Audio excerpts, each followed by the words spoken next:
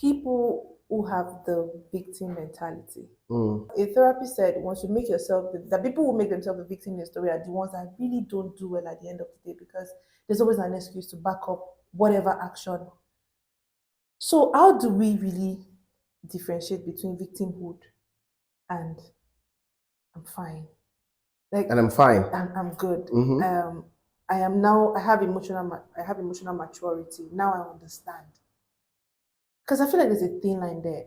Even if you say you are now emotionally mature, does that mean you still don't feel wrong sometimes when you think of some things that were done to you? And when you feel that way, does that mean you're still having the victim mentality? In life, there are roles. Yeah. Like you mentioned, victim, Yes. valiant, victor, name it. Each person in your mind, the story that you crafted in your mind, you crafted who you are. And you position yourself like that. I'm the victor, or I'm the valiant, or I'm the victim, or I'm the less privileged, or I'm the that. And that informs the way you write your story and your language. The choice of who you are comes from the belief system or the ideology you acquired from your background and events that occurred. So let me give you an example. So you heard when you were growing up that we're poor, we don't have money, we're poor. You're poor. Why? Because you have written that ideology. Now, do you know there are some people who they didn't have money, but they never heard they were poor. But they just knew that they couldn't afford certain things. But they never conditioned, they never thought in their heart or called themselves poor because they never heard anybody in their family say we are poor people. So they only know. In fact, they didn't even know that there was a classification of rich and poor as children. But they were happy. They grew up. It's later they started hearing that, oh, we are poor. Say, but they still don't carry the essence of poor because it was never a role play as they were growing up. So you can't make them feel poor even though they don't have. It's only that I don't have. The issue is not that I am poor. Now, in the same way, when something happens to me, an event happened, it doesn't label me that role. I failed, I'm a failure. So when I failed an exam, does that make me a failure? No, I failed an exam, or I didn't meet the cutoff mark for this exam. It does. So it is you that then decides the role that event makes you. It's still your choice. It's a choice of role. Even if you fail 10 times, you're not a failure. It's just that you didn't do well with this particular thing. So how do we change that story? Is to separate events and the person. Because you do something consistently, that thing does not make you become that. To say, I failed at this 100 times, that means I'm a failure. No. Until you decide, until you label yourself that.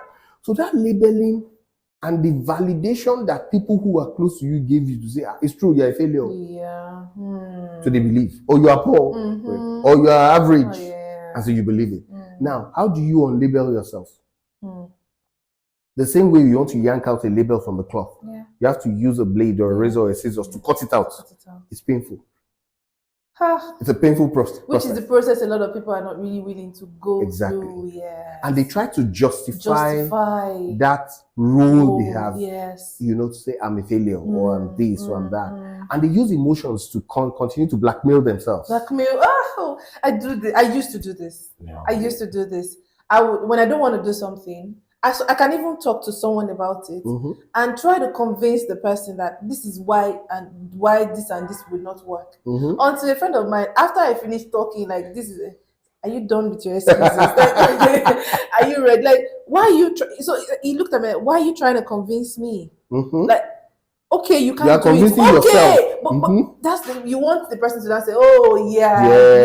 Okay, this is why you can't do. You're right. It's not possible. Just you now feel like, okay, yes. So another person agree, justify yourself, but deep down you know that it's just a bunch of excuses. One of the things that I try to work with people early in the year, several coaching sessions I've done is to create your own story, the narrative. Yeah. Take yourself 3 to 5 years and write backward. Write as if 2025 happened 5 years ago and write the story. It's a tricky thing.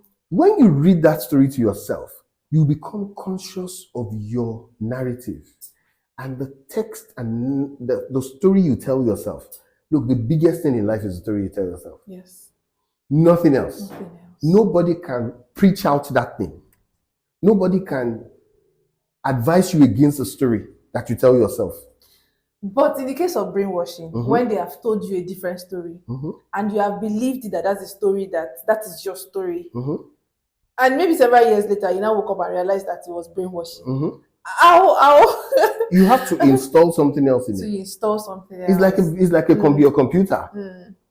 The software that is on it, if you decide you don't want it anymore, you upgrade. You delete or upgrade and change it. It's the same thing. The issue is consciousness.